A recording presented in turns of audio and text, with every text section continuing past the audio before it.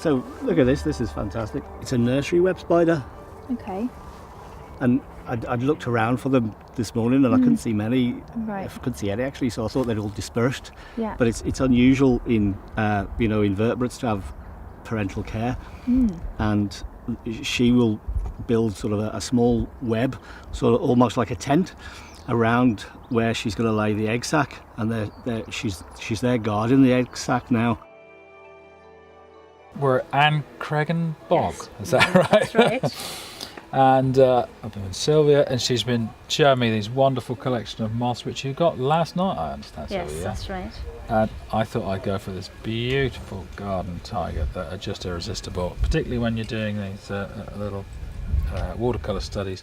You can break them into very simplistic shapes, and they're just adorable, and they're great models. This one hasn't moved for 45 minutes I've been here, Yes, is that that's right? right.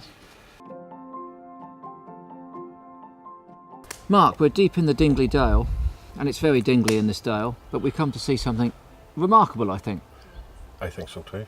This is it. Tell me a bit about the Irish whitebeam. Irish whitebeam. It is a whitebeam. There are umpteen species of whitebeam, all closely related, but the Irish whitebeam occurs nowhere else in the world apart from Ireland. So it's unique to Ireland. Unfortunately, there's very little work done on it. It sort of goes underneath everything, it gets passed over. So we've been doing a project to try to raise the profile of it and to try and get a few more whitebeam planted out. My name is Darren McAnulty and I'm in Murdoch at Dundrum Bay in County Down. I would very much encourage you to come here. Like, what's not to love? We've got a beach, we've got dark green fritillaries, we've got marsh fritillaries, and we've got amazing moths all around here. I saw a hummingbird moth, hawk moth. Grey seals have hauled themselves out on the beach. They're way off in the distance there. I am here today for the Bioblitz that's in this area. I think so far we've hit nearly 200 species here, and the recordings have just been getting in.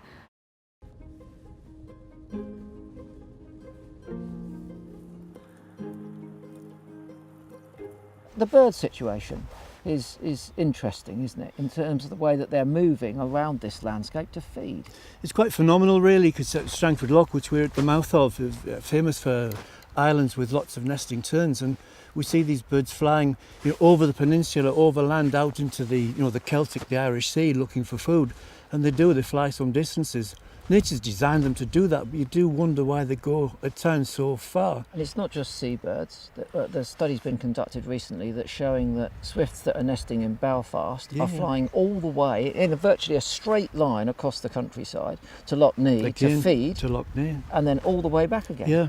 Now the productivity of the black fly there is just enormous. I mean, you just absolutely fantastic resource, but again, they're flying quite some distance to take the benefit of that resource. Which must mean that en route, flying over the countryside, there's enough insects for them to stop and bother to hunt. Quite so they go all that way. So what does that say about our surrounding countryside?